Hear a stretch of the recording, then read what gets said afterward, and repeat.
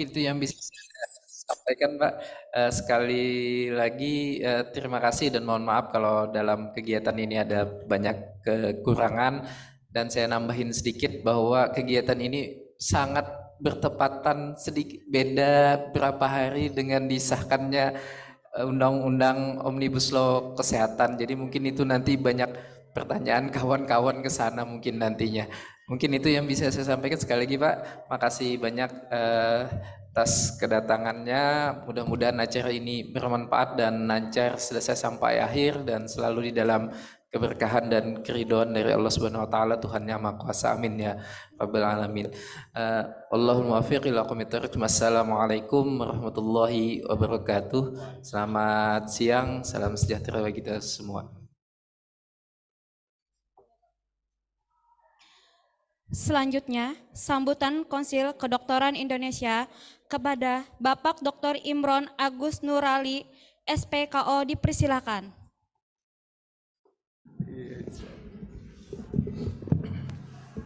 Izin Pak Agus nih, Pak Agus sebenarnya Ketua Divisi Pembinaan Kedokteran Gigi ya, harusnya Pak Agus tadi. Baik, Assalamualaikum warahmatullahi wabarakatuh. Selamat siang dan salam sejahtera. Saya sebagai sekretaris KKI, kalau Pak Agus sebagai konselornya. Yang saya hormati Bapak Kepala Dinas Kesehatan Provinsi Kalimantan Selatan, Ketua Majelis Kehormatan Disiplin Kedokteran Indonesia, ini Dr. Pras nanti yang akan banyak bicara, mudah-mudahan waktunya cukup karena beliau juga harus segera ke Jakarta. Bapak Ibu semua yang saya hormati, Kabid SDK, Kabid Kesmas, Bu Nurul, juga dari rumah sakit pemerintah swasta, ID, PDGI, dan juga secara daring, Bapak Ibu semua yang tidak bisa saya sebutkan satu persatu. Alhamdulillah kita bisa bertemu dan mungkin nanti dalam waktu yang singkat Pak Pras dan Pak Agus sebagai Ketua Divisi Pembinaan bisa menyampaikan acara ini, dan saya mungkin waktunya biar cepat saja. Nanti mudah-mudahan dalam diskusi lanjutan ya tidak terlalu banyak, tapi Pak Pras nanti akan menggali. Baik, terima kasih Pak Kadis atas kesempatan dan tempatnya untuk menggunakan acara ini. Demikian, terima kasih. Assalamualaikum warahmatullahi wabarakatuh.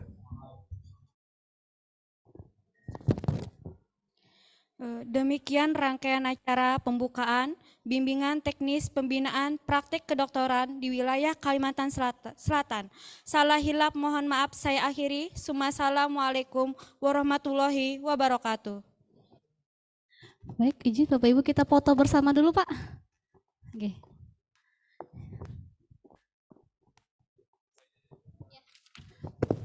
Izin para pesertanya bisa di atas, nanti Bapak Daryani di depan.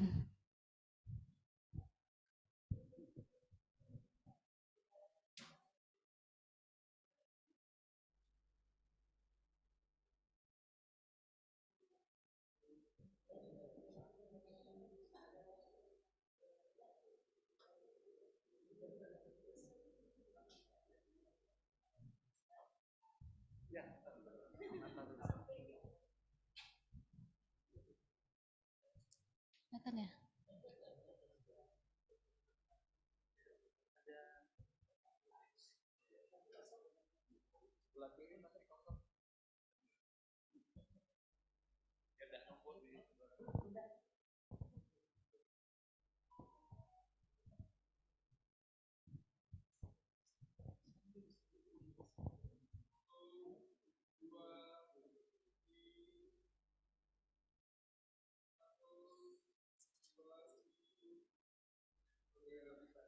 Gaya wajib Pak, bergerak.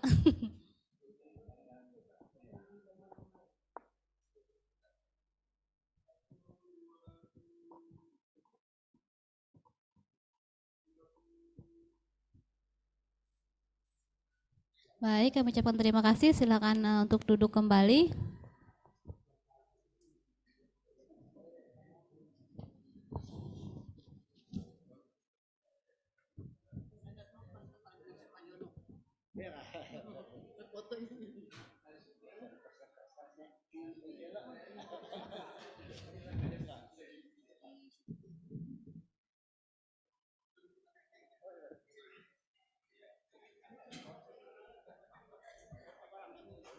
Ya.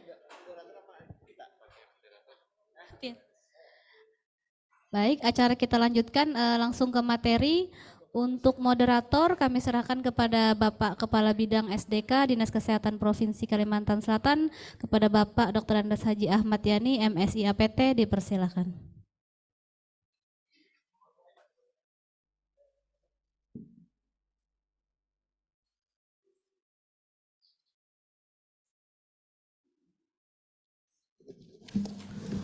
Ya, Assalamualaikum warahmatullahi wabarakatuh. Untuk menghemat waktu, sekira langsung aja Pak narasumber, Pak Dokter, saya untuk menyampaikan materi beliau ya. Silakan Pak. Ya, terima kasih. Terima kasih Pak Moderator. Assalamualaikum warahmatullahi wabarakatuh. Yang saya hormatin Kepala Dinas Kesehatan Kalsel, yang saya hormatin Sekretaris KKI Pak Imran, yang saya hormati Ketua Divisi Pembinaan Pak Agus, yang saya cintai teman sejawat dokter dan dokter gigi di ruangan ini, dan yang saya hormati yang ada di online. Tadi saya lihat 41, mungkin sudah 45-50 sekarang. Ya, 49. Luar biasa hybrid ini. Saya mohon maaf karena mungkin materi sih cukup 30 menit, tapi setelah itu saya ikut Zoom, tenang saja. Jadi saya dalam perjalanan ntar ke bandara masih ada waktu banyak untuk menjawab pertanyaan via Zoom. Jadi teknologi, alhamdulillahirrahmanirrahim, kita syukuri. Hari ini kita sangat bersyukur kita tanpa masker, itu luar biasa. Di mana-mana juga tanpa masker, akhirnya saya copot masker itu. Oke, slide. Judul ini andai kata dirubah menjadi strategi meminimalisir pelanggaran etika kedokteran di fasilitas pelayanan kesehatan, menjadi sesuatu yang debatable. Jadi judul ini memang meminimalisir disiplin kedokteran. Jadi pelanggaran disiplin itu bisa diminimalisir dengan strategi tertentu. Jadi tujuan kami jauh-jauh Kalimantan Selatan adalah kalau sejawat mendengarkan ceramah etika itu usual, biasa saja, karena setiap pertemuan ilmiah selalu harus ada syarat materi presentasi tentang etika, karena memang etika itu milik profesi, milik OP. Nah, jadi sangat jarang presentasi tentang disiplin.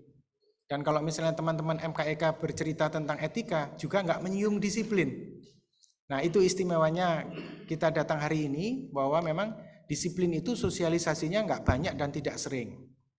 Etika itu adalah kaidah imperatif dan ultimate. Imperatif itu artinya final. Artinya etika itu kaidah nasihat. Jadi etika itu adalah kaidah nasihat, kaidah ultimate, kaidah yang finish gitu. Sementara disiplin adalah kaidah nisbi. Perbedaan antara etika dan disiplin itu adalah, kalau etika bunyinya seperti ini. Setiap dokter wajib menjaga kesehatannya. Gak dijelasin di etika kodeki itu pakai cara apa nih menjaga kesehatan? Cukup jogging atau harus sepedaan? Nggak dijelasin di etika, di kodeki. Tapi disiplin, di disiplin kedokteran, 28 disiplin kedokteran, itu ada kaidah nisbinya.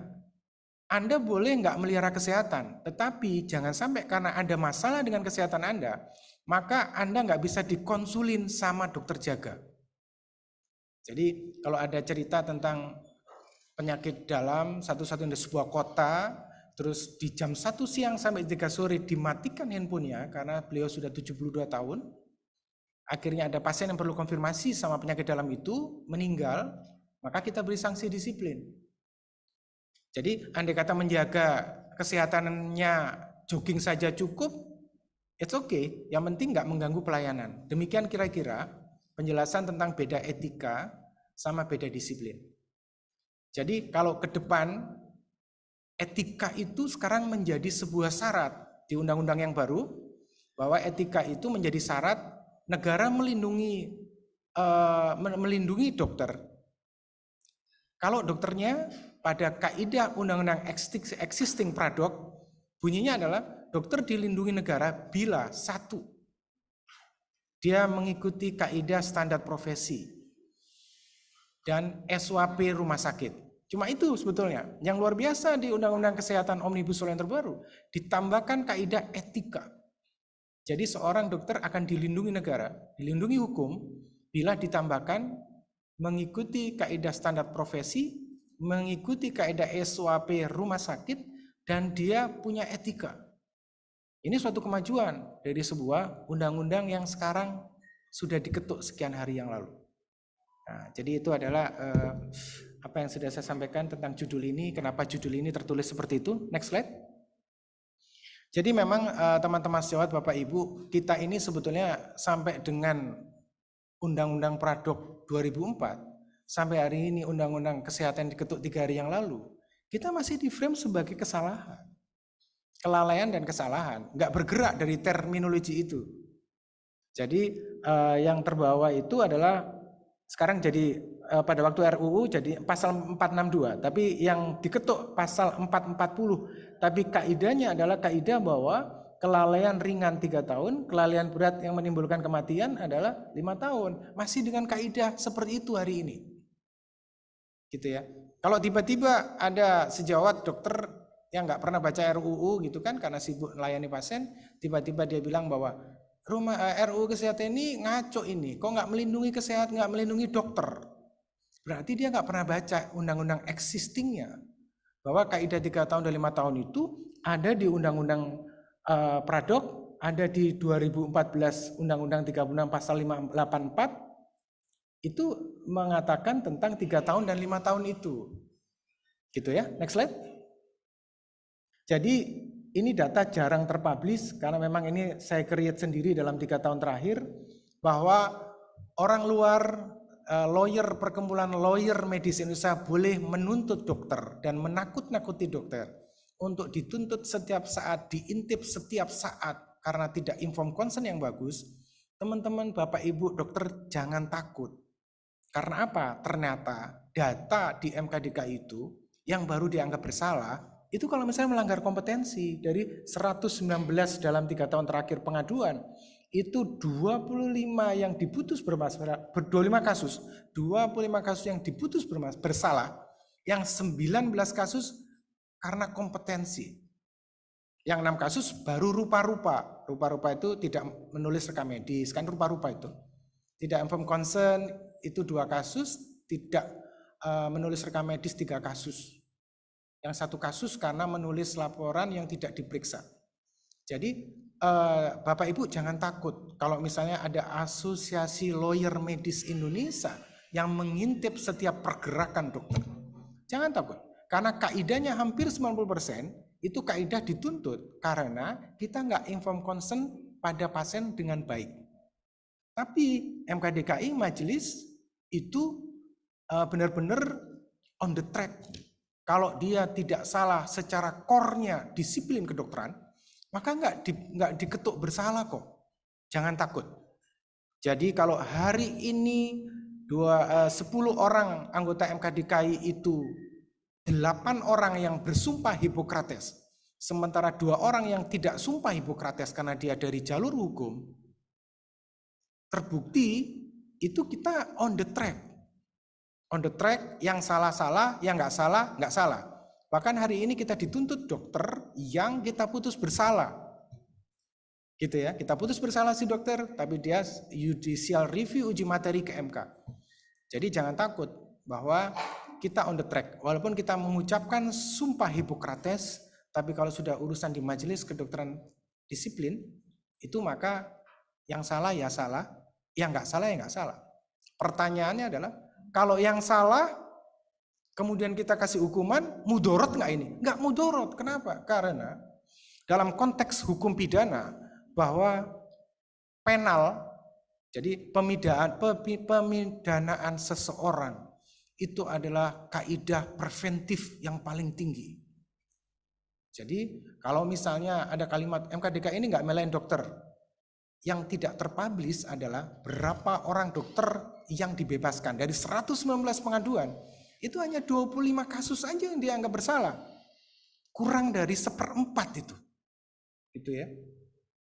Jadi kita bisa pertanggungjawabkan bahwa kita adalah on the track, satu. Yang kedua adalah core-nya disiplin yang kita pegang, rupa-rupa itu nggak terlalu kita pegang. Demikian, next slide. Ya, ini jadi tesis dan disertasi saya ini ngurusin ini. Jauh dari hari ini saya sudah bertesis dan berdisertasi tentang ini.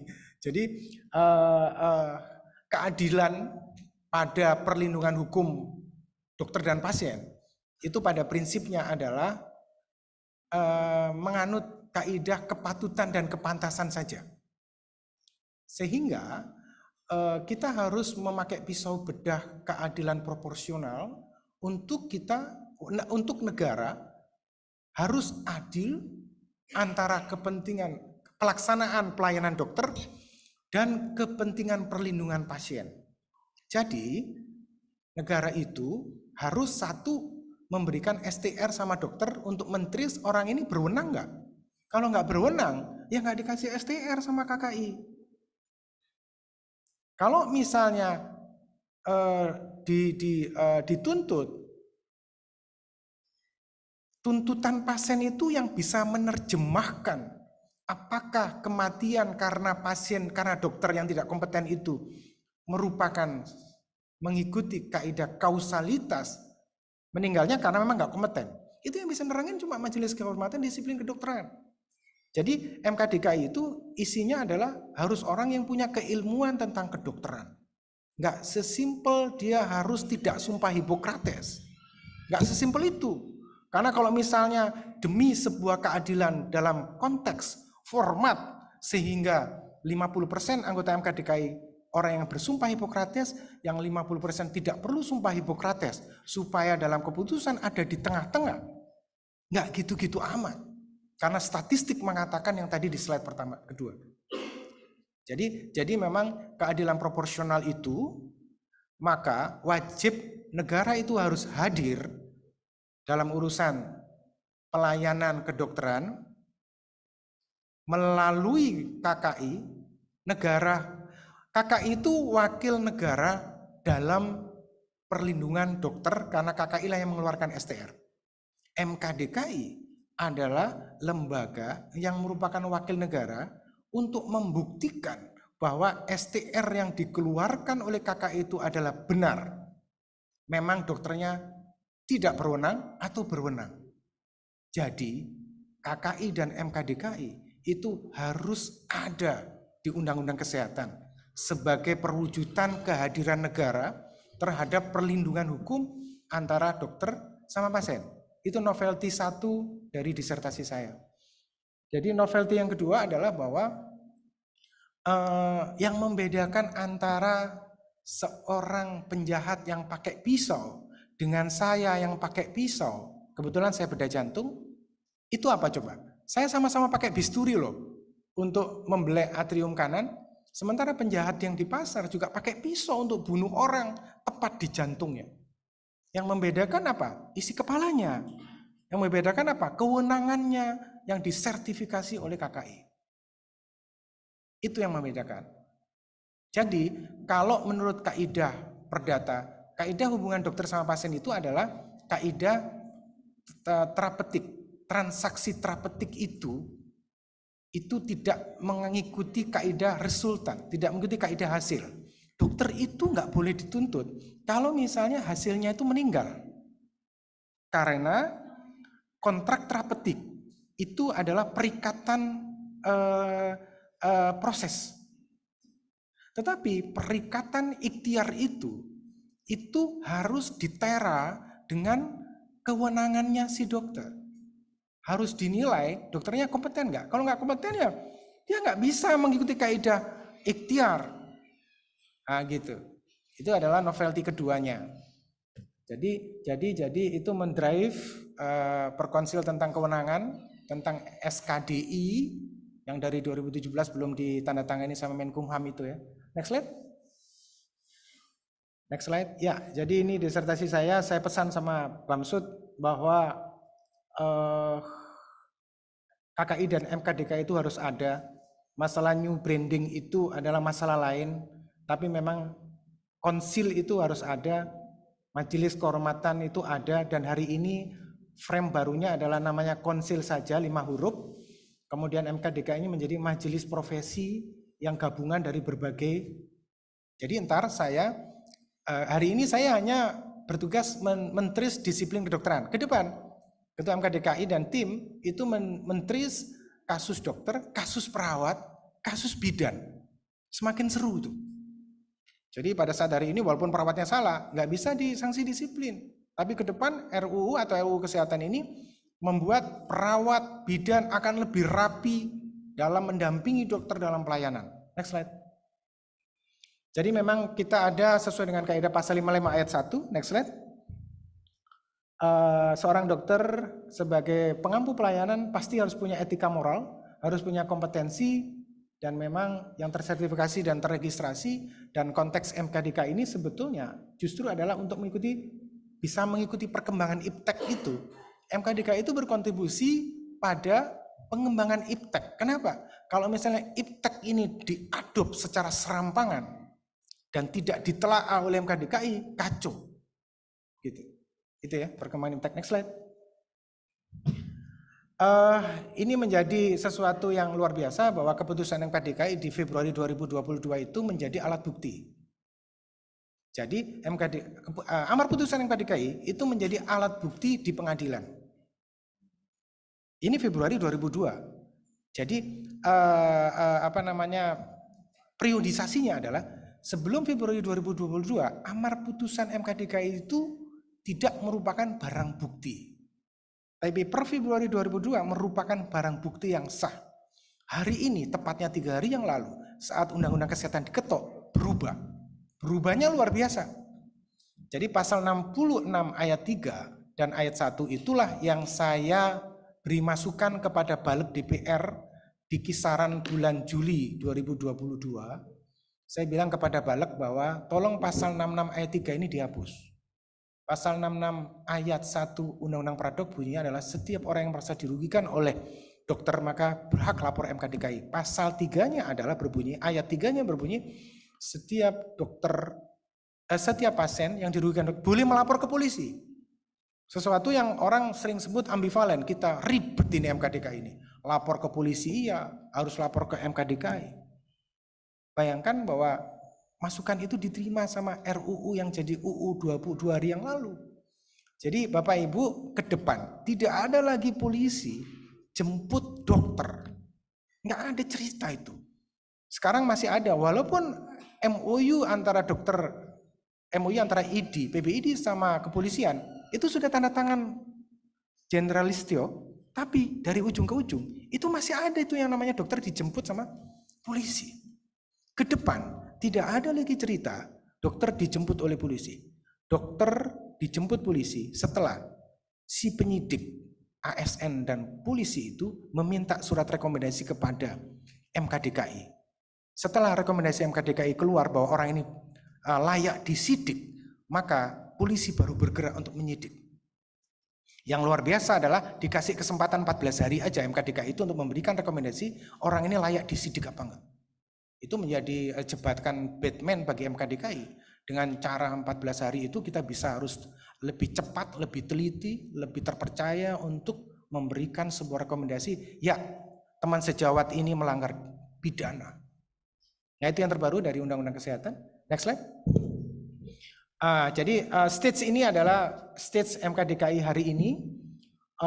Ke depan ditambah lagi dengan stage bahwa akan ada permintaan rekomendasi dari penyidik, polisi, dan ASN yang tadi saya ceritakan. Next slide. Ya ini bulatan-bulatan yang selalu ada di presentasi etik bahwa memang permasalahan kita ini, sengketa medis itu ada kaidah hukum, ada kaidah etik, dan ada kaidah disiplin. Dan pasti akan ada overlapping antara kaidah etik, disiplin, maupun hukum. Next slide. Next slide. Ini jadi bayangkan bahwa 28 disiplin itu ada 7 kaidah yang mau ditarik-tarik menjadi kaidah hukum murni. Secara logika benar, yaitu apa? Aborsi. Ini mau ditarik oleh Asosiasi Lawyer Indonesia yang judicial review di MK. itu dianggap bahwa ini keluarkan dari kaidah disiplin. MKDKI nggak boleh melindungi orang yang aborsi. Seksual, aborsi. Ada 7 kaidah. Tapi kita pegang teguh agar saya masih bisa melindungi dokter Indonesia. Next slide. Ini kita bicara rumah sakit, bahwa memang kita ada di rumah sakit itu sebetulnya sejatinya perikatan pasien itu sama dokter, bukan sama rumah sakit. Tetapi kan memang awal pasien datang ke rumah sakit, bukan ke dokter. Sehingga awal harus dari rumah sakit dulu yang perikatannya sama pasien. Next slide. Ya, next slide. Jadi kita ini dilindungi oleh rumah sakit loh, asal kita on the track terhadap SOAP. Jadi kalau misalnya kita melakukan kelalaian, rumah sakit yang menanggung 100% loh. Hati-hati, ada rumah sakit yang nakal yang nggak mau nanggung. Waspadai ini. Hari ini Undang-Undang Kesehatan masih seperti ini bunyinya. Next slide. Ya, ini buku bagus tentang keadilan proporsional. Next slide. Kita masuk ke sini, kita baru masuk tema Bapak Ibu.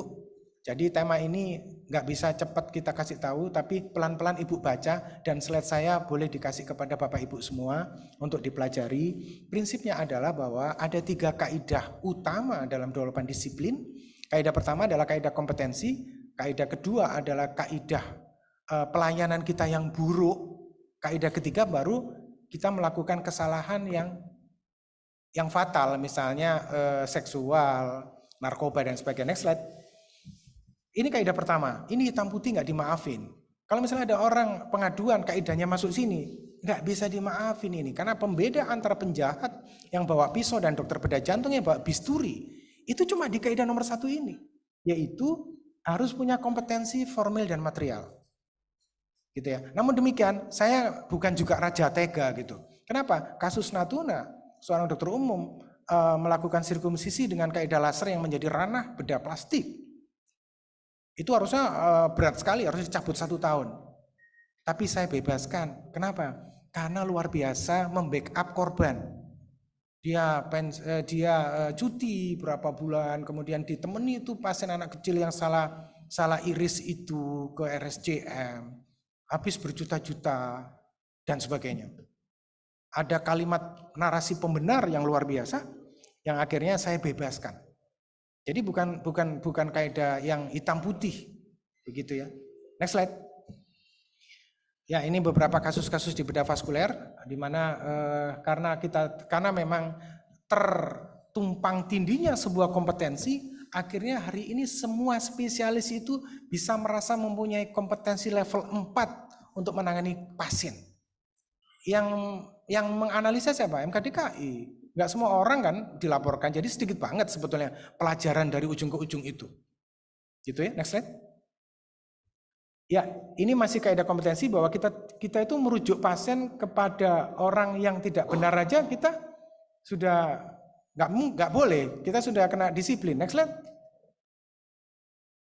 Ya, ini keterlambatan rujukan sebuah kasus di mana ada seorang pilot Garuda datang ke rumah sakit tipe A di Jakarta, kemudian dia harusnya cuma medical check up, ada aritmia, diablasi sama sejawat non bedah jantung, kemudian meninggal, sudah di CPR tapi baru dirujuk ke bedah jantung, dibuka dadanya dalam posisi sudah apnu, gitu kan?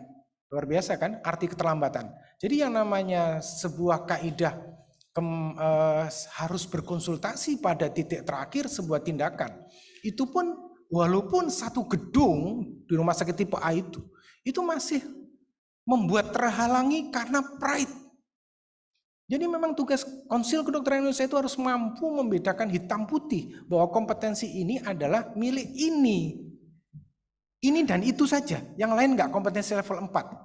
Kalau kompetensi level 4 adalah mandiri dan tuntas. Artinya dia bisa ngobati dari sampai dia balik pulang ke rumah. Kalau dia ngobatin kemudian komplikasi nggak bisa tangani, dia nggak level 4. Sekali lagi kematian itu adalah port di entry penuntutan. Maka novelty saya itu adalah bahwa harus ada komisi penanganan komplikasi di setiap rumah sakit. Karena kalau misalnya rumah sakit itu mampu membuat komite penanganan komplikasi, artinya si direktur rumah sakit itu jagoan dalam mengakomodasikan pride yang ada pada spesialis-spesialis dan super spesialis yang sama-sama merasa punya kompetensi level 4. Pasien itu kalau nggak meninggal, walaupun dokternya salah melakukan tindakan, nggak dituntut dokter itu. Tapi kalau meninggal outcome-nya, itu pasti dituntut, walaupun dokternya nggak salah. Nah, itulah tentang mortalitas dan morbiditas ya. Next slide. Jadi mendelegasikan pekerjaan pun ke depan ada disiplin perawat dan bidan yang ada di dalam gerbong MKDKI. Maka akan diatur dengan jelas bagaimana mekanisme mandat kepada perawat. Mekanisme mandat kepada perawat ini sering ada di disiplin obstetri dan ginekologi karena beberapa kasus di Sumatera Utara itu adalah kesalahan dalam memberikan mandat. Ini delegatif atau mandat nih. Demikian. Next slide. Menyediakan dokter pengganti boleh, it's okay. Pada waktu kita naik haji, 30 hari kaidahnya, kemudian kita harus lapor, memberitahu ke pasien. Next slide. Menjalankan praktek kedokteran dengan fisik yang enggak pas seperti yang saya ceritakan tadi. Penyakit dalam 72 tahun yang kita berikan peringatan. Next slide. Tidak melakukan tindakan yang memadai. Ini adalah kaidah F.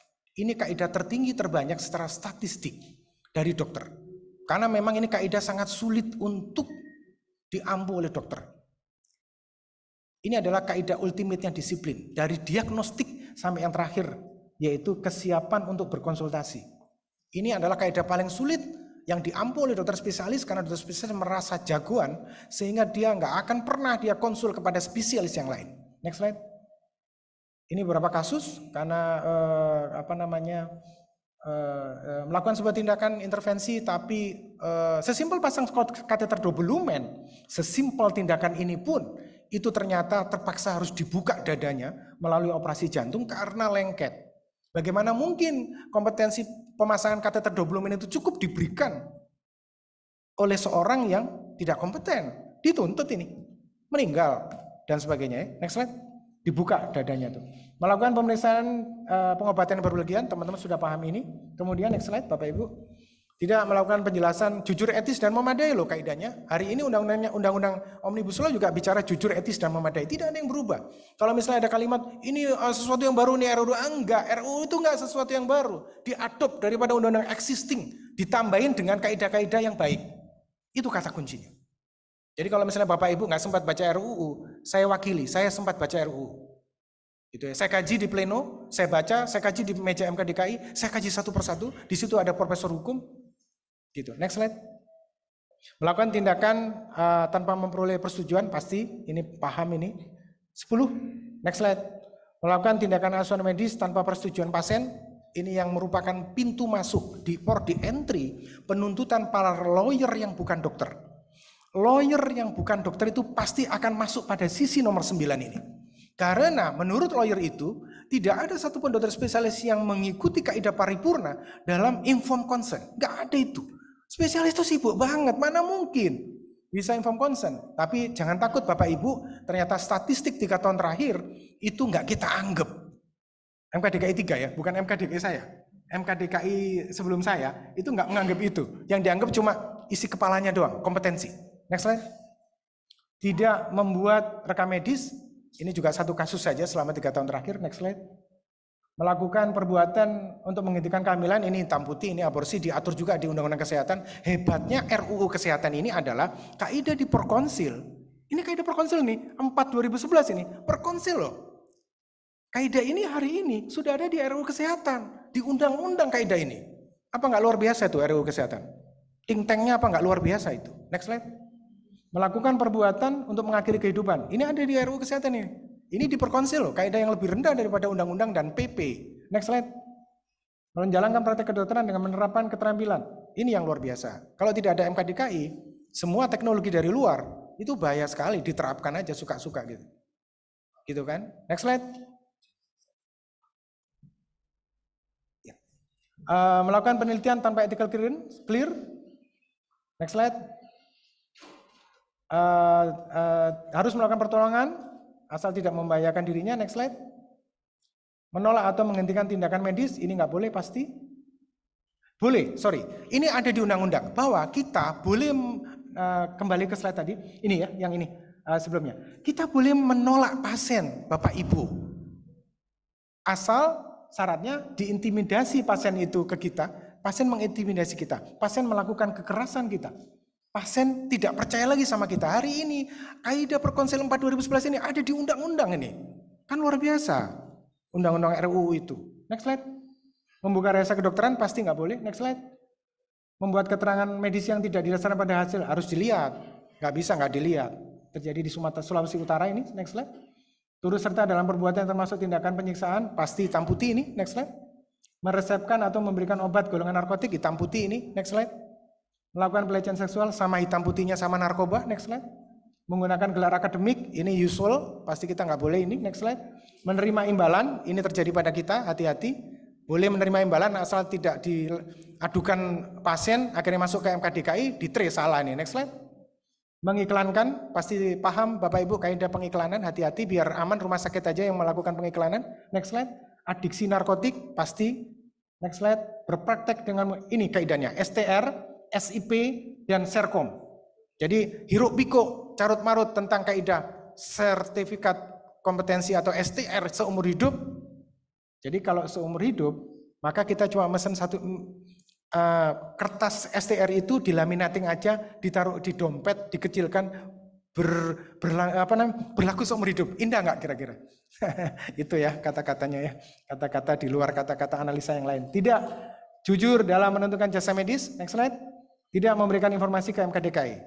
Next slide. Pasti Bapak ini bercerita bahwa seorang dokter tidak hanya menyembuhkan luka pada badan seorang pasien, tapi juga harus menyembuhkan luka sebuah bangsa yang sedang sakit. Bangsa kita sakit apa enggak, kita sendiri yang sedang bisa bercerita pada anak cucu kita sendiri, tapi hari ini adalah bukan ending dari sebuah cerita, karena manfaat itu akan terlihat di belakang. Next slide. Ini kata-kata saya, bahwa tidak hanya kita, luka baru itu perlu, karena kalau luka baru itu untuk menyembuhkan dan untuk kemaslahatan umat, maka luka baru itu perlu ada. Jadi saya dirujuki oleh dokter bedah umum, operasi pertama operasi kedua gagal, operasi ketiga dikasih ke saya bikin luka baru lah. Untuk kemaslahatan pasien HD, gitu kan. Luka itu biasa aja, hari ini luka, tapi ntar kan sembuh, baik lagi gitu kan. Next slide. Semoga kita berdoa, semoga hari ini kita digolongkan memberikan kemaslahatan kepada umat sehingga kita dibicarakan di kumpulan para malaikat. Demikian, wabillahi taufiq wal hidayah. Wassalamualaikum warahmatullahi wabarakatuh.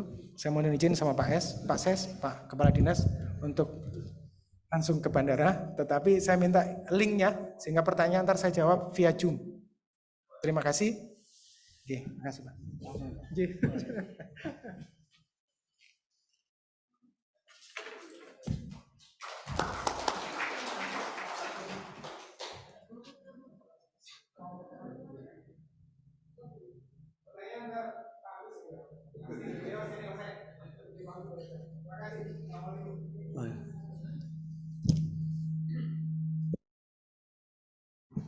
Demikian tadi narasumber dari Pak Dr. Prastio ID. Beliau adalah Ketua MK DKI tadi, dan beliau tadi sudah janji kalau ada pertanyaan melewati online Zoom ya, nanti bisa disampaikan. Jadi apakah peserta kita saat ini di luring maupun yang Zoom ya. Untuk selanjutnya Pak Dr. Agus gimana nih? Masih bersedia menjawab pertanyaan-pertanyaan?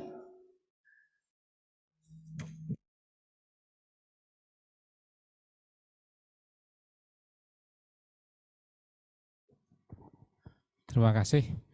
Saya sedikit melanjutkan. Assalamualaikum warahmatullahi wabarakatuh.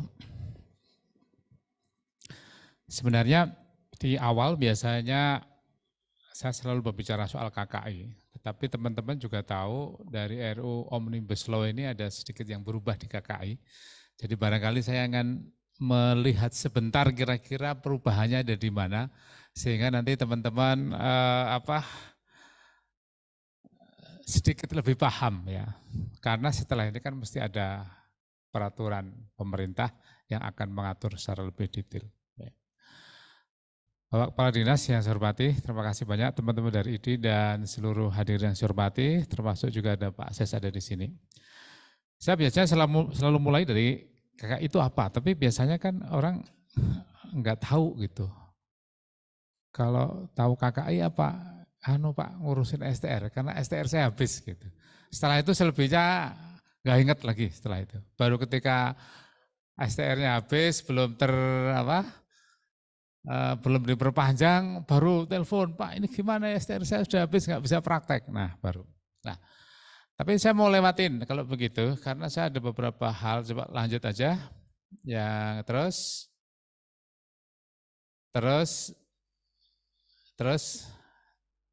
ini sedikit. Jadi di dalam undang-undang yang baru ini supaya nanti teman-teman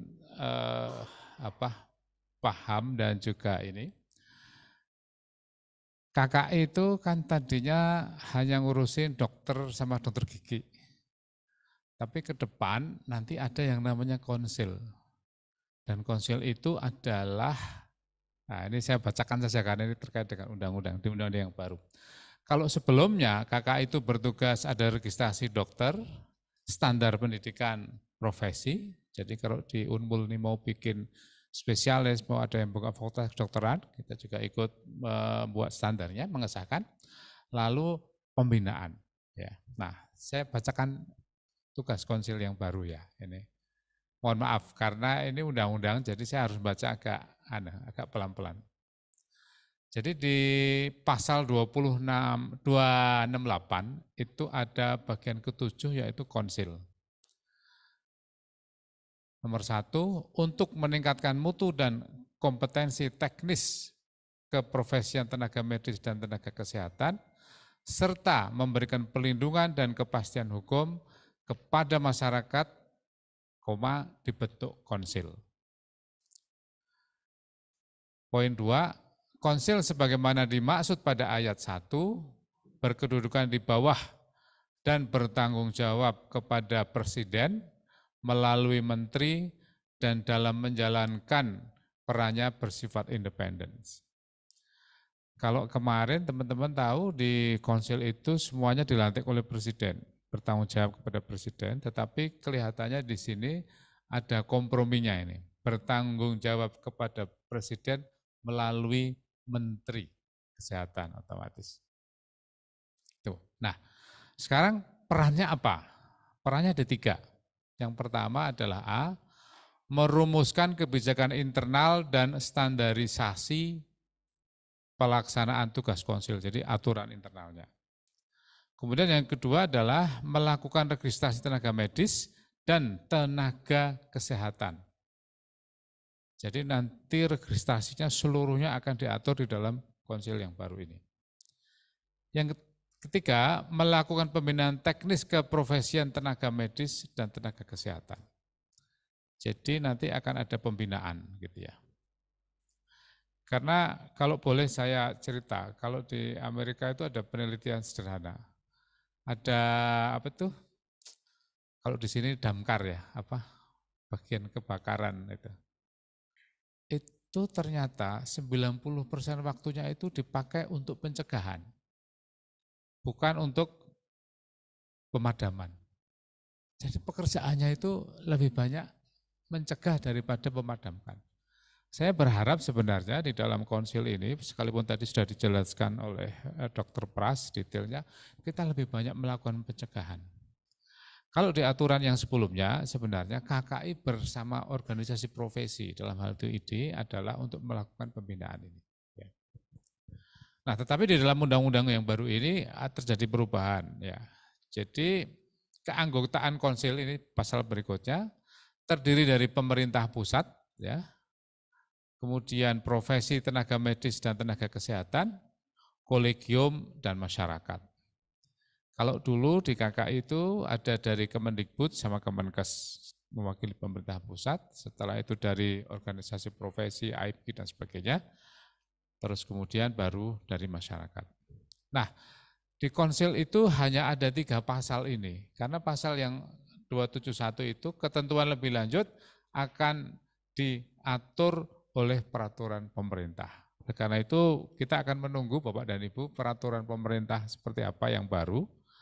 Dan tentu saja sekarang sedang digodok. Dan oleh karena itu saya tidak akan menjelaskan lebih banyak apa saja yang terkait dengan konsil pada kesempatan ini. Tetapi ada satu hal yang terkait dengan Bapak dan Ibu semuanya, khususnya nanti terkait STR ya. STR kan nanti seumur hidup seperti KTP. Cuma ketika ngurus SIP, nah mungkin aturannya sama dengan memperpanjang STR seperti sekarang. Mungkin loh ini.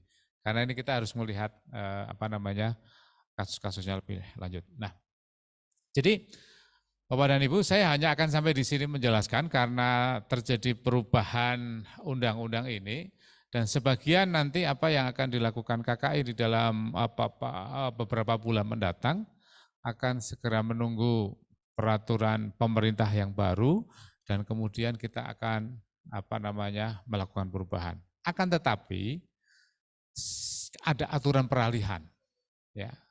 Kalau belum ada undang-undang atau PP atau apapun yang menyangkut dengan perubahan, maka undang-undang yang lama masih tetap berlaku. Bedanya sampai di situ.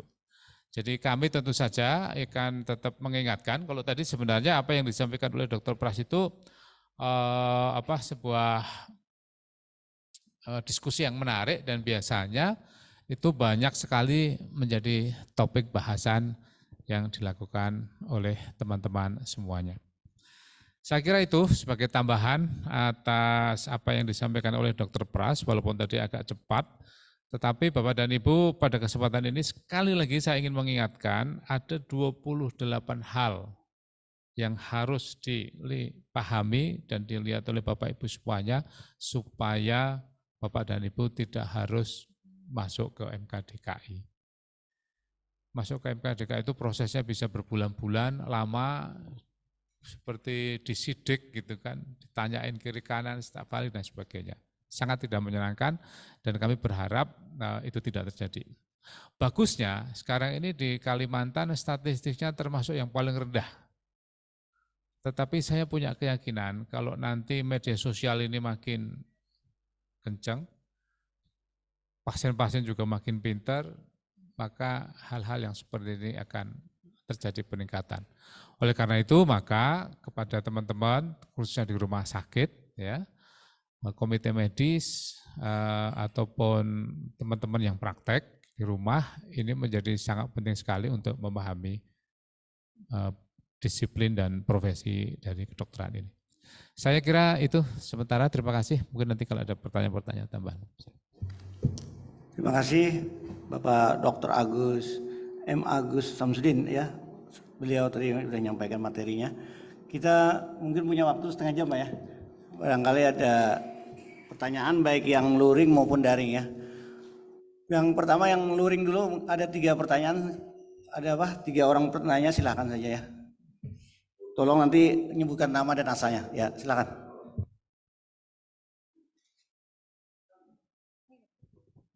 Assalamualaikum warahmatullahi wabarakatuh. Terima kasih kesempatannya. Perkenalkan saya Iis dari ID Wilayah Kalsel, Dok. Ada 2 pertanyaan yang jadi akan minta pendapat atau saran dokter tentang pasca UU Kesehatan yang disahkan ini kan ada tentang jumlah praktek. Jadi jumlah praktek dokter itu tidak masuk atau tidak tercantum di dalam UU Kesehatan. Apakah dengan UU Kesehatan yang sekarang sudah disahkan ini, apa jumlah praktek dokter itu akan ditambah? Tempatnya karena untuk memenuhi distribusi kekurangan dokter kan istinya begitu ya Dok. Kemudian yang kedua untuk persyaratan SIP karena rekomendasi ID itu sudah tidak menjadi syarat pengajuan SIP, apakah untuk menilai ada tidaknya pelanggaran etika, disiplin profesi atau hukum karena berkaitan dengan standar dan etik profesi ini dalam memberikan pelayanan, apa masih perlu surat keterangan tidak ada pelanggaran untuk anggota itu Dok? Gitu. Terima kasih dokter. Silakan Pak Dr. Budi, lanjut.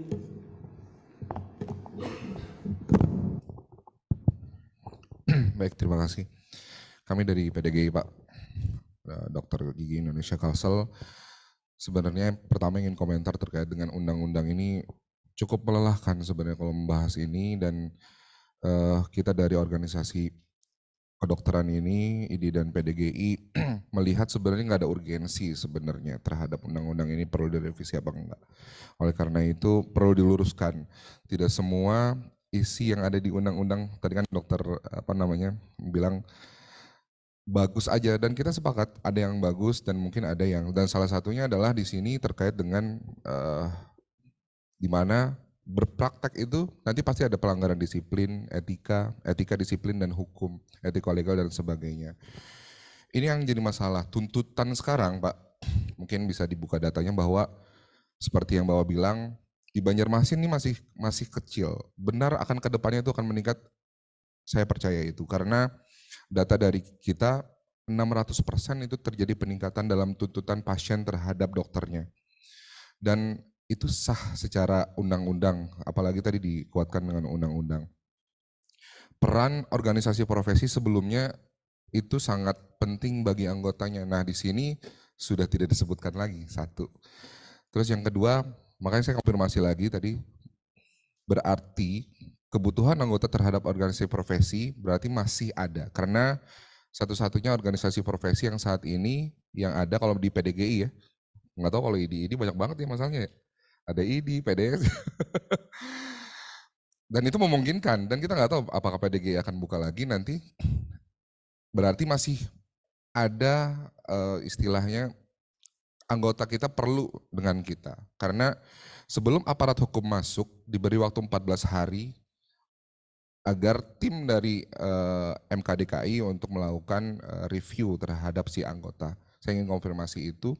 Dan kalau melihat dari tupoksi dari KKI tadi, melakukan pembinaan yang sebelumnya memang harusnya di organisasi profesi, akhirnya KKI, Konsil Kedokteran Indonesia yang akhirnya tupoksinya sekarang menjadi pembina untuk seluruh tenaga kesehatan.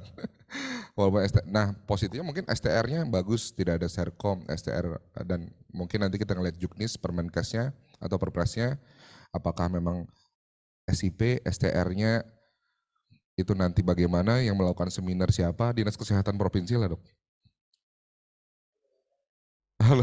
Halo, berarti mungkin itu saja Pak. Jadi kita ingin konfirmasi, walaupun memang saya yakin karena masih undang-undang belum ada regulasi turunannya, kita masih meraba-raba bagaimana ke depan. Yang jelas penguatan organisasi profesi ini bagaimana sih sebenarnya kedudukannya biar nggak overlapping dengan KKI nanti berikut. Terima kasih.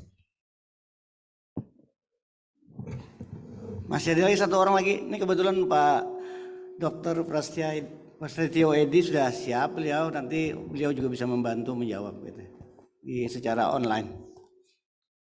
Mungkin terakhir satu orang, apakah dari Zoom nih, daring? Ada nggak yang dari daring? Seluruh kabupaten kota yang kami undang itu kan ada organisasi profesi sama dinas kesehatan dan rumah sakit.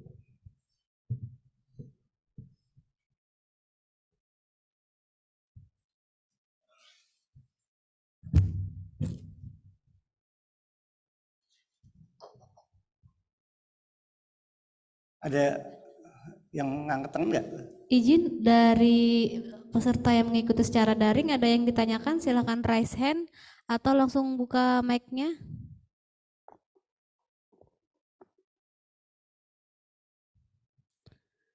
Belum ada kayaknya Pak. Ya, okay. Kalau gitu silakan Pak Agus duluan.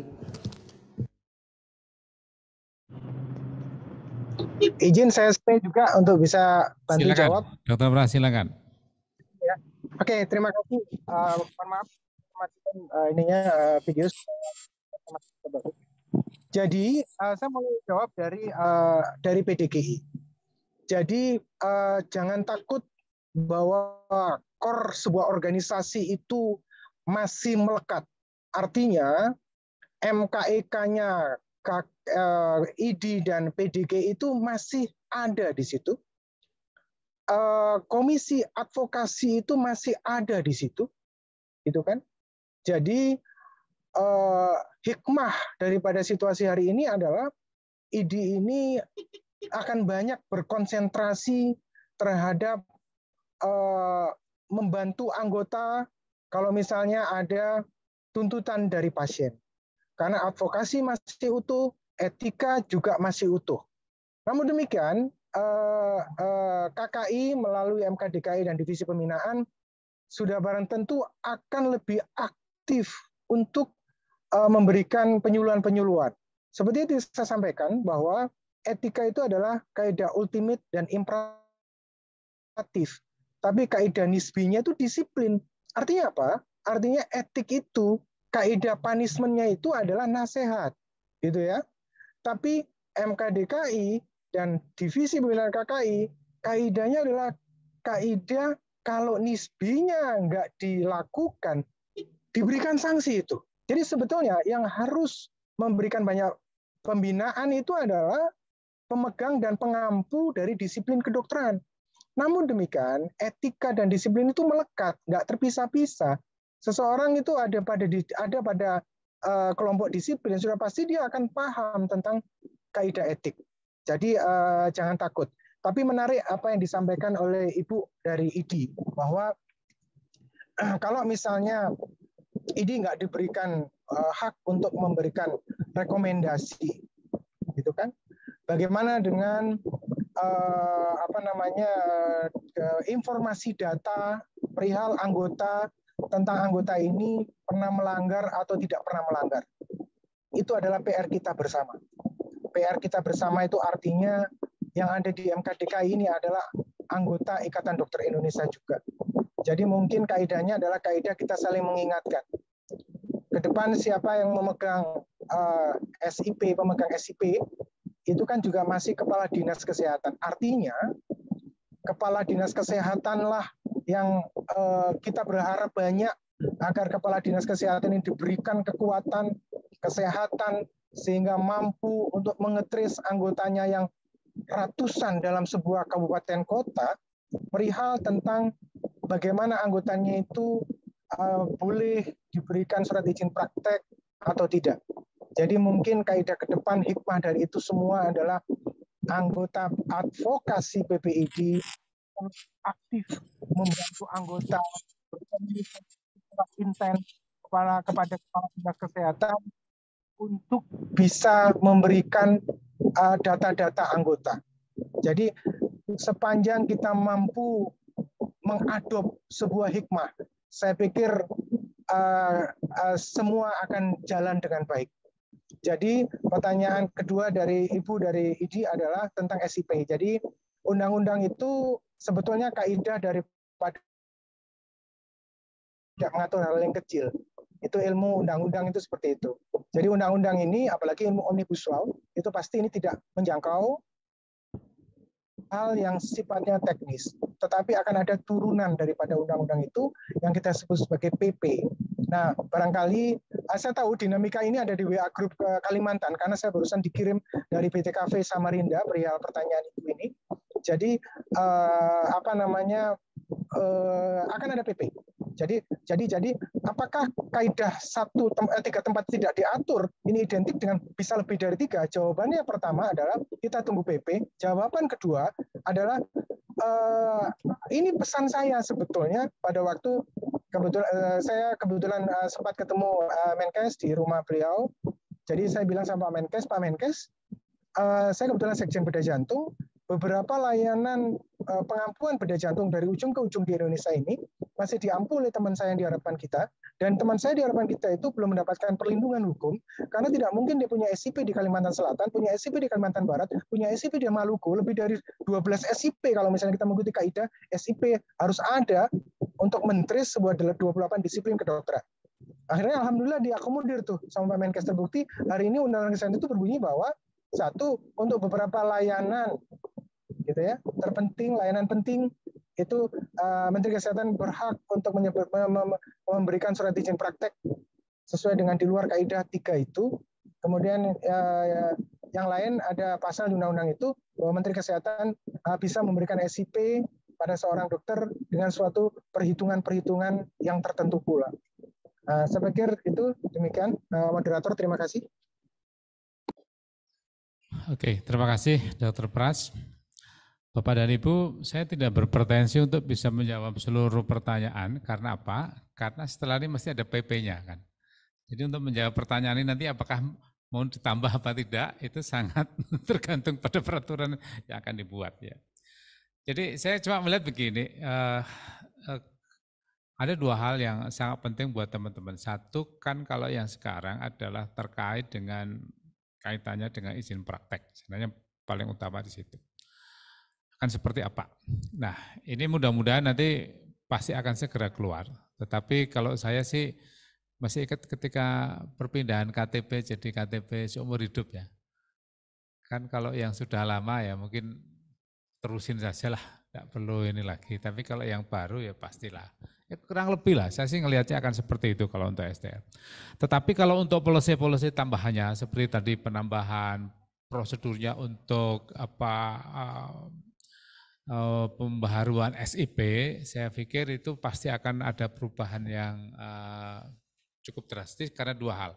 Satu, model kalau sebelumnya kan salah satu yang menjadi determinan di dalam undang-undang ini yang berubah paling drastis kan tidak terlibatnya organisasi profesi kan. Ini yang menurut saya kemudian akan dikemanakan nanti.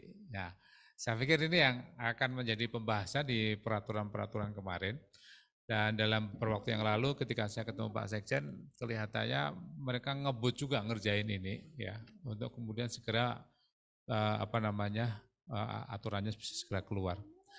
Dan saya melihatnya ada tiga hal ketika melihat undang-undang kesehatan itu. Satu, hubungan dengan organisasi profesi, itu satu hal. Yang kedua adalah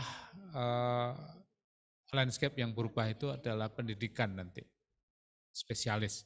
Ya. Kemudian yang ketiga adalah hubungan antar lembaga. Ya. Kan kalau pendidikan nanti kan ada dua nih, ada yang hospital base, ada yang university base. Itu akan jadi seperti apa, aturannya seperti apa dan sebagainya. Yang university base itu dipegang oleh Mendikbud, yang hospital base dipegang oleh Kementerian Kesehatan. Nah, kemudian yang ketiga adalah terkait perubahan-perubahan antar lembaga seperti yang saya sampaikan tadi. Kolegium nanti ada di mana ya? Gitu kan. KKI sudah jelas tadi digabung seluruh konsil ketenaga kerja kesehatan semuanya ada di situ, termasuk dokter dan dokter gigi. Akan jadi seperti apa? Ini kita belum dapat gambarannya.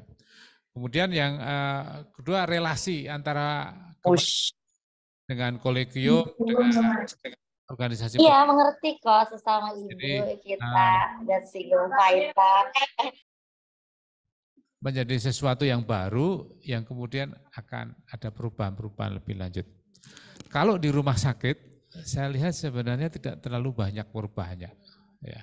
Kemarin saya lihat summary dari Dr. Beni Patria ya kalau tidak dari ID itu melihat kalau dari sisi rumah sakit tidak ada. Nah, cuma memang masalah klasiknya masih akan terjadi adalah ketika ada share kompetensi saja sih. Saya tidak akan bahas ini secara lebih detail. Tapi kembali Bapak-Bapak dan Ibu, kita akan nunggu sebentar lagi apa peraturan pemerintahnya ini akan seperti apa. Karena begitu peraturan pemerintah keluar kan proses dalam tanda petik proses bisnisnya ini akan berubah secara total, yang itu kemudian akan ada perubahan-perubahan yang menurut saya akan berakibat di awal tentu saja tidak mulus, tapi mudah-mudahan setelah itu akan ada perbaikan-perbaikan. Saya pikir itu, mungkin Pak Ses kalau mau menambahkan silakan. Karena beliau ini orang dalam jadi lebih tahu lebih banyak. Atau ke depan? Ya, terima kasih. Saya tadi coba mencatat ada beberapa ibu yang dari ID. Tadi kayak kemana sana. Yang pertama, saya mungkin tadi sudah disampaikan Pak Agus terkait dengan tempat praktek. Mungkin nanti akan dijelaskan dalam Permenkes ya. Ada beberapa. Sebenarnya sih nggak begitu banyak mengubah, hanya misalkan nanti dalam kebencanaan itu kan ada kebencanaan itu kan perlu ada surat tugas, bagian ada keterangan di sana. Kemudian terkait dengan tidak adanya keterangan melanggar disiplin, itu saat ini sedang berjalan mengintegrasikan data di PDGI dengan di pusat Siporlin ya, Siporlin terkait dengan SKP, termasuk juga dengan SI SDMK. Jadi kami sudah melibatkan DTO juga. Jadi nanti dalam sistem itu terkait dengan SKP nanti yang sifatnya pakai online sistem, tapi juga keterangan bahwa si A ini ada pelanggaran disiplin atau tidak. Itu tentunya integrasi datanya dari ID maupun PDGI, dari organisasi OP. Jadi nggak mungkin kita ngambil dari cloud, nggak tahu siapa yang punya gitu ya. Itu sih mudah-mudahan itu menjadi menjembatani ya bagaimana nanti fungsi OP. Nah terkait dengan fungsi pembinaan di KKI, insya Allah saya juga kemarin diskusi dan selama ini sudah berjalan ya termasuk Pak Agus Ketua Divisi Pembinaan, fungsi pembinaan di KKI kedokteran karena nanti ke depan kan konsil mudah-mudahan nggak berubah, itu lebih kepada pembinaan secara institusi dengan ID, dengan PDGI, dengan rumah sakit, dengan dinas kesehatan. Mungkin yang di OP nanti pembinaan yang sifatnya individual. Jadi terkait dengan mungkin standar etika profesinya, kemudian pembinaan secara individual, si A, si B, sebagainya. Secara itu tugasnya OP ya. Jadi saya rasa KKI lebih kepada pembinaan secara institusi, kelembagaan. Nanti OP lah yang akan melanjati ke masing-masing anggotanya. Saya rasa itu yang existing terjadi selama ini seperti itu. Mudah-mudahan ini juga nggak ada perubahan. Terkait dengan ya tadi saya rasa udah ya terkait dengan tidak ada pelanggaran disiplin sebagainya. Itu saja penambahan Pak Agus, makasih.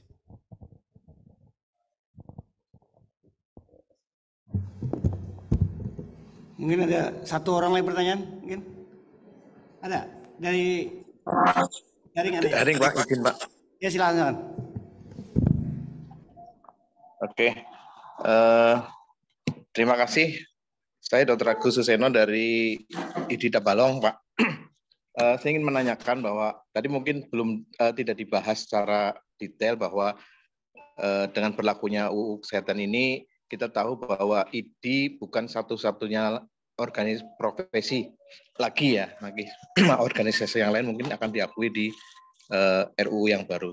Nah, terkait dengan ini, terkait juga dengan apa yang tadi dijelaskan bahwa jika terjadi kesalahan atau mal atau mungkin sesuatu yang harus dibina, sedangkan dia itu atau yang bersangkutan, ya kita tahu sekarang ini aliran dokter asing sudah sangat terbuka untuk masuk ke Indonesia, bukan rahasia lagi. Itu misalnya terjadi suatu hal seperti itu standarnya yang dipakai yang mana? Artinya gini, kalau ID itu kan kita akan merujuk ke mungkin MKEK atau mungkin di KKI juga, sedangkan mereka pakai aturan yang mana? Dan standarnya nanti seperti apa? Dalam arti gini, kalau seandainya nanti mereka juga harus dibikinkan sendiri atau masing-masing OP yang berdiri sendiri itu melakukan sesuatu dan harus ada aturan yang mengatur itu, artinya masyarakat ini dirugikan atau tidak? Fair atau tidak buat masyarakat? Karena apa? Standar yang ada di situ akan menjadi banyak sekali. Kalau misalnya ID sebagai satunya profesi kan ya tergantung seperti apa putusan MKEK yang ada di situ. Nah, sedangkan terjadinya kesalahan misalnya dilakukan oleh orang lain yang notabene dia ikut di organisasi kesehatan yang lain, itu seperti apa aturannya dan nanti apakah ini mungkin perlu dipikirkan. Jadi mungkin harus distandarisasi, mungkin penyamaan antara MKEK dari ID maupun dari organisasi profesi yang medis yang lain yang mungkin akan menjadi acuan bagaimana masyarakat itu diuntungkan atau dirugikan dalam hal ini. Jangan sampai apa yang kita buat secara fair di ID itu nanti akan menjadi tidak berlaku atau diignore saja oleh organisasi kesehatan yang baru-baru saja akan muncul yang lebih banyak lagi. Mungkin itu saja sih keresahan saya bahwa kan ID punya tanggung jawab untuk melindungi masyarakatnya juga, tetapi juga harus melindungi diri sendiri juga. Nah, kalau standarnya aja tidak standar atau ganda, itu seperti apa? Mungkin itu saja. Terima kasih. Assalamualaikum warahmatullahi wabarakatuh. Waalaikumsalam.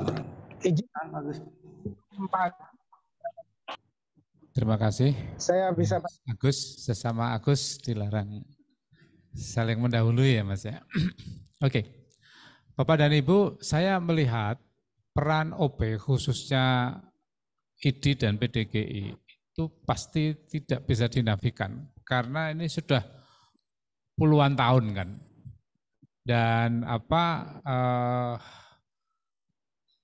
semua yang sudah established terkait dengan dokter maupun dokter gigi itu kan karena jasa dari OP ini sebenarnya. Ya. Diakui apa tidak, gitu kan. Nah, oleh karena itu saya melihat ada dua jawaban sederhana sih. Jawaban praktisnya ya kita pakai yang punya ID, gitu. Karena itu yang ada sekarang. Gitu.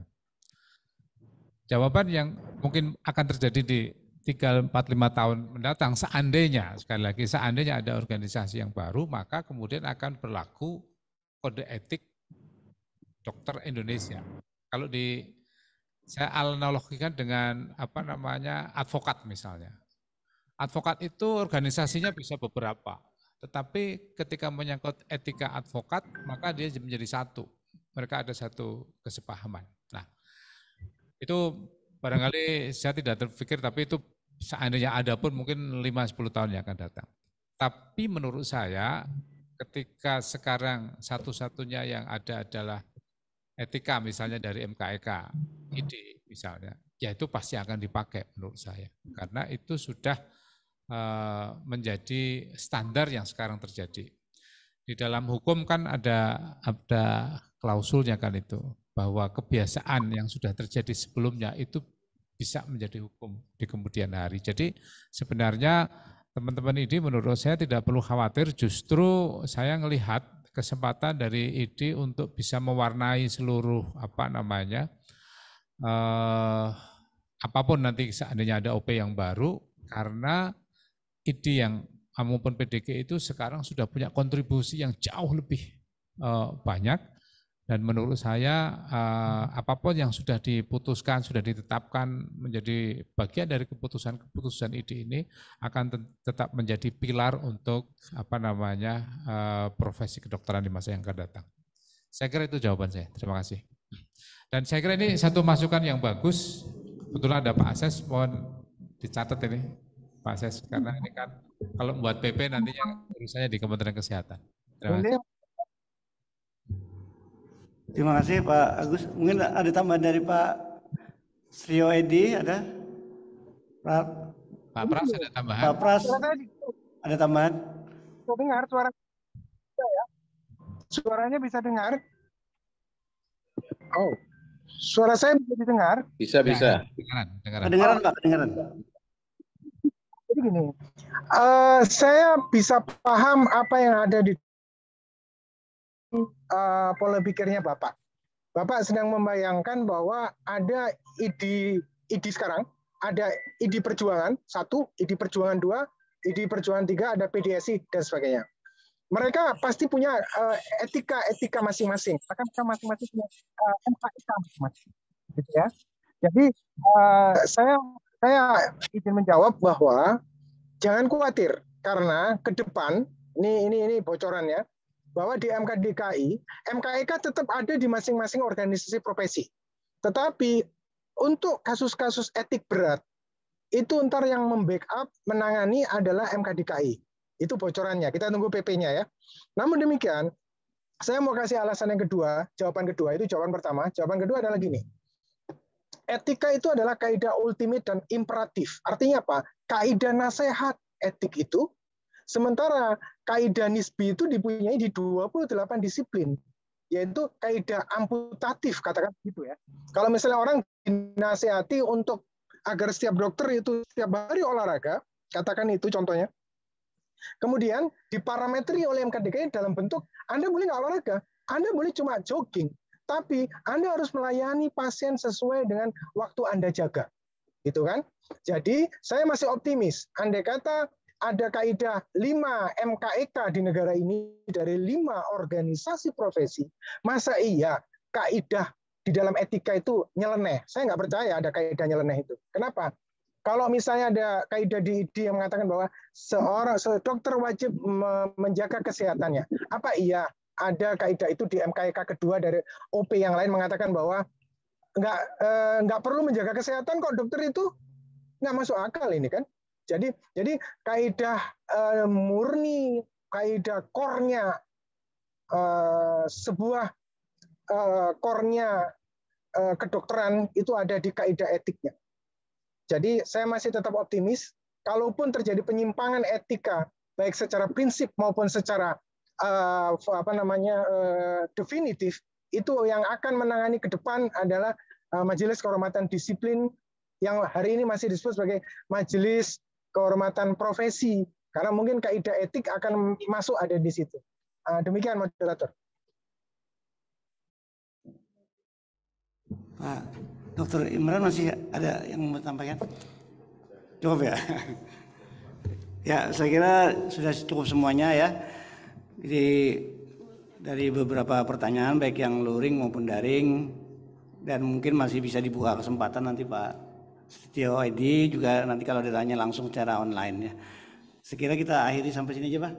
Ya. Moderator, mohon maaf, nomor handphone saya bisa di-share kepada Bapak Ibu teman sejawat saya di Kalimantan Selatan, dan dipersilakan berkomunikasi sama saya kalau diperlukan, dan gratis.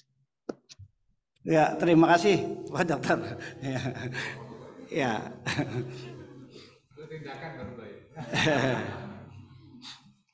Jadi memang saya ingin menambahkan aja, memang STR saat ini kan ada 2 konsil ya, ada KKI, ada KTKI.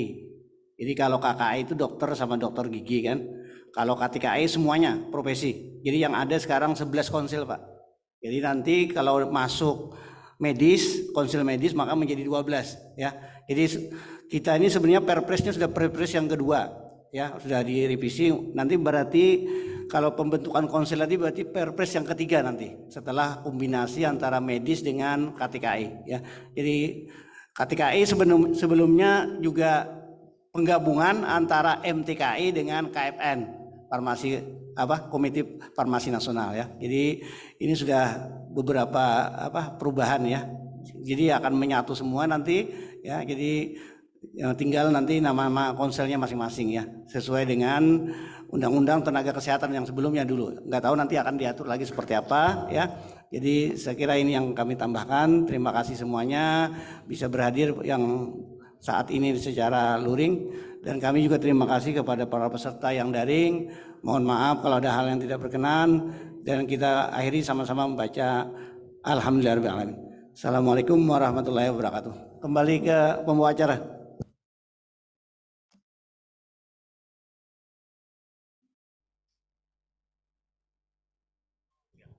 Hanya saya menambahkan saja, jadi nanti ke depan jadi 13 konsil. Jadi tidak ada konsil medis, jadi ada konsil kedokteran, kedokteran gigi, dan ditambah 11 konsil tenaga kesehatan. Jadi total 13.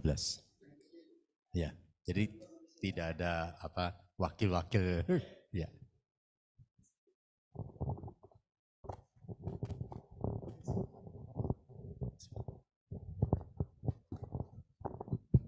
Ya, terima kasih kepada Bapak dan Ibu yang sudah berhadir di ruangan aula Dinas Kesehatan Provinsi Kalimantan Selatan. Demikian acara pada hari ini. Mari kita bertepuk tangan semuanya. Terima kasih. Untuk administrasi boleh di sama Mbak Elsa sebelah kiri.